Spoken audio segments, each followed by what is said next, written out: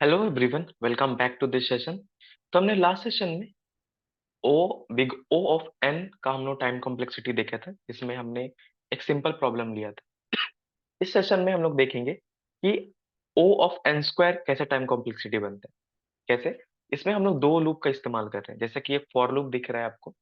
For loop कितना है, आई से स्टार्ट हो रहा है और एन तक ये एग्जीक्यूट हो रहा है। देन हमारा फॉर लूप के अंदर एक नेस्टेड फॉर लूप है। उसमें एक जे हमारा वेरिएबल है, वो भी जीरो से एन तक एग्जीक्यूट हो रहा है। और देन लास्ट में हमारा ये प्रिंट एग्जीक्यूट हो रहा है, प्रिंट स्टार। अब इस प्रॉब्लम को एनालाइज करते हैं कि इसका टाइम कॉम्प्लेक्सिटी क्या हो सकता है, ओवरऑल टाइम कॉम्प्लेक्सिटी क्या हो। इसको देखने के लिए हम लोग अपने व्हाइट बोर्ड पे चलते हैं और यहाँ पे देखते हैं इसका टाइम कॉम्प्लेक्सिटी क्या हो सकता है। तो अभी के लिए मैं एन की वैल्यू को 5 ले लेता हूँ। एन की वैल्यू को 5 ले लेता हूँ। ठीक है, एन की वैल्यू 5 है। अब लाइन यहाँ से एग्जीक्यूशन स्टार्ट होगा हमारा। ठीक है, आई हमारा अभी जीरो है। ठीक, तो आई अभी जीरो, आई की वैल्यू भी जीरो है। ठीक है, फिर आई की वैल्यू जीरो है तो इसके अंदर आएगा, ये कंडीशन ट्रू हो जाएगा। इसके अंदर आएगा अभी जे की वैल्यू भी यहाँ पे जीरो है। ठीक है, और अगर ये कंडीशन ट्रू है तो यहाँ पे अभी एक स्टार यहाँ पे प्रिंट होता है। ठीक है, फिर जे की वैल्यू एक स्टार प्रिंट हो गया। फिर जे प्लस प्लस करेगा और यहाँ पे वन होगा। फिर चेक करेगा, वन इज लेस देन 5, तो कंडीशन ट्रू। और ये एक बार फिर से स्टार प्रिंट करके देते। फिर जे की वैल्यू इंक्रीज हो जाएगी 2 से, और फिर ये कंडीशन चेक हो जाएगा, 2 इज लेस देन 5, तो ये कंडीशन हमारा ट्रू, फिर से एक स्टार प्रिंट हो जाएगा। फिर आई की वैल्यू 3 होगी, सॉरी जे की वैल्यू 3 होगी, तो 3 कंडीशन चेक करेगा, 3 इज लेस देन 5, तो यहाँ से कंडीशन ट्रू, तो ये भी एक स्टार प्रिंट हो जाएगा। फिर आई की वैल्यू जे की वैल्यू 4 होगी यहाँ पे, और फिर ये कंडीशन चेक करेगा, 4 is less than 5, condition true, और एक स्टार प्रिंट करके दे। फिर आई की यहाँ पे जे की वैल्यू यहाँ पे 5 हुआ। फिर कंडीशन चेक करेगा, 5 इज लेस देन 5, तो ये कंडीशन यहाँ पे फॉल्स हो जाएगी और यहाँ पे इतनी स्टार प्रिंट करके देगा। अब ये लूप के बाहर आएगा, फिर से ये आई का यहाँ पे इंक्रीमेंट होगा, कितने से, 1 से, और जे की वैल्यू फिर यहाँ पे हो जाएगी जीरो। ठीक है, तो उस कंडीशन में भी अब जे हमारा कितनी टाइम चलेगा, एन टाइम्स चलेगा, और यहाँ पे 5 टाइम्स स्टार प्रिंट होके हमें मिल जाएगा। फिर आई की वैल्यू यहाँ पे हो जाएगी 3, और जे की वैल्यू फिर से यहाँ पे जीरो होगी, और यहाँ पे हमें 5 स्टार, 3 4 5 मिल जाए। फिर आई की वैल्यू 4 होगी, और जे की वैल्यू जीरो, और कब तक चलेगी, जीरो से यहाँ पे 5 तक चलेगा, और ये भी जीरो से 5 तक चलेगा, ये भी जीरो से 5, और यहाँ पे 5 स्टार हमें फिर से मिल जाए। ठीक है ना। अब आई की वैल्यू यहाँ पे 5 हो जाती है। 5 होते ही क्या हो जाएगा, ये कंडीशन फॉल्स हो जाएगा और यहीं पे हमारा प्रोग्राम रुक जाएगा। ठीक है ना। अगर यहाँ पे इक्वल टू ले लो,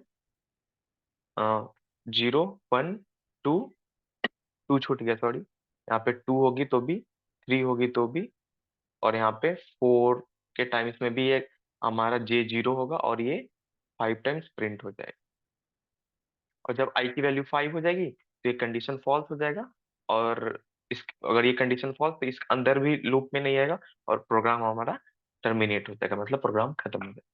तो जे कितनी टाइम्स प्रिंट हुआ, ये हमारा स्टार कितनी टाइम्स प्रिंट हुआ।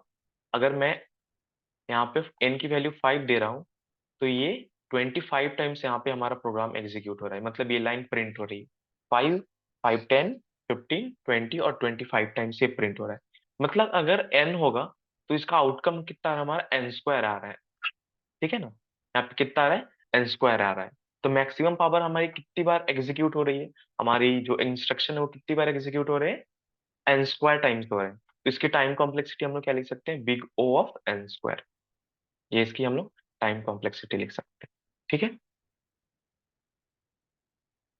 अब इसी में एक और प्रॉब्लम है यहाँ पे, कि अगर यहाँ पे फॉर लूप एक चला है, और इसमें फॉर लूप कितनी एन टाइम्स नहीं चली है, बस जे जो है आई टाइम्स ही चल रहा है। जो मैक्सिमम कितनी बार चल रहा है, आई टाइम चल रहा है। इसको भी हम लोग देखते हैं अपने व्हाइट बोर्ड पे, इसको भी देखते हैं। इसी को मैं कॉपी कर लेता हूँ और नीचे यहाँ पे पेस्ट कर देते हैं। और इसको हम लोग क्या करते हैं, आई टाइम थी, आई टाइम।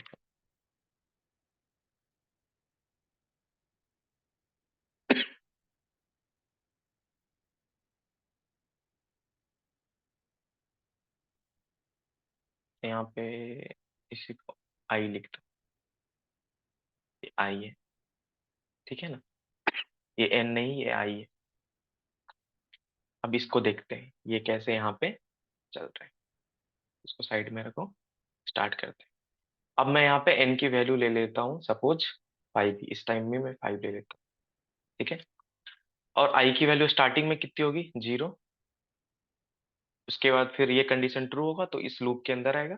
और यहाँ पे जे की वैल्यू क्या है, जे की वैल्यू भी हमारी कितनी है, 0। जे की वैल्यू भी 0, तो ये कंडीशन 0 इज लेस देन 0, तो कंडीशन फॉल्स, हमारा स्टार प्रिंट नहीं हुआ, ठीक है।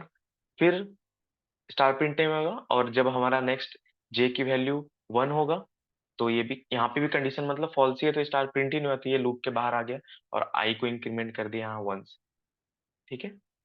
अब जे की वैल्यू फिर से 0 हुई, ठीक है। फिर स्टार चेक करेगा 0 इज लेस देन 1, तो कंडीशन ट्रू, एक बार स्टार प्रिंट हो जाएगा, ठीक है। एक बार स्टार प्रिंट हुआ, फिर जे की वैल्यू इंक्रीमेंट करके 1 हो जाएगा, तो फिर कंडीशन चेक करेगा 1 इज लेस देन 1, तो यहाँ पर फॉल्स है, तो ये फिर कंडीशन फॉल्स, तो ये लूप के बाहर निकलेगा। फिर आई की वैल्यू यहाँ पे इंक्रीमेंट होकर यहाँ पे आ जाएगी 2, और जे की वैल्यू कितनी आ जाएगी, फिर से यहाँ पे 0।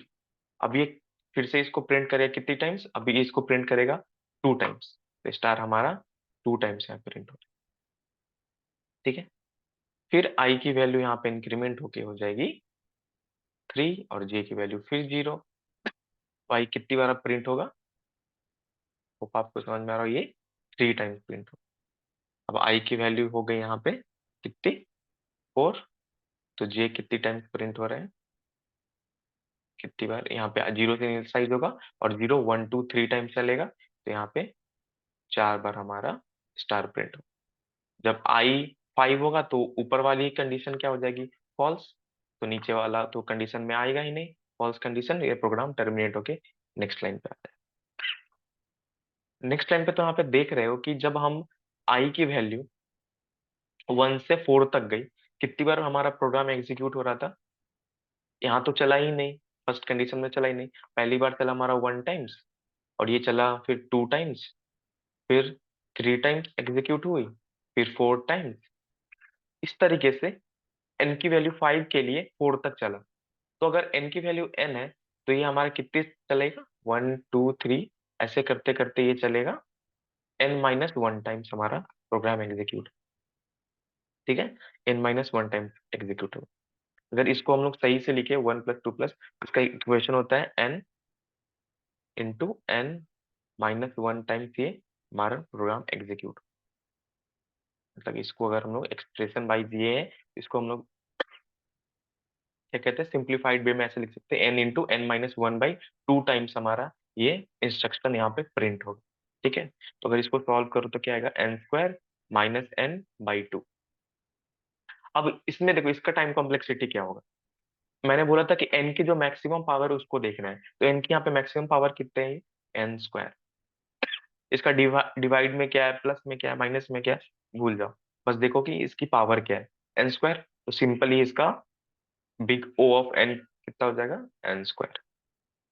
मतलब इसकी टाइम कॉम्प्लेक्सिटी क्या हुई, n² ही हुई।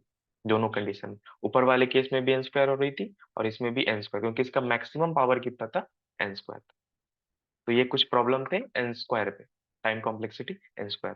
आज के सेशन में इतना ही, मिलते हैं अगले सेशन में, तब तक के लिए बाय, थैंक यू।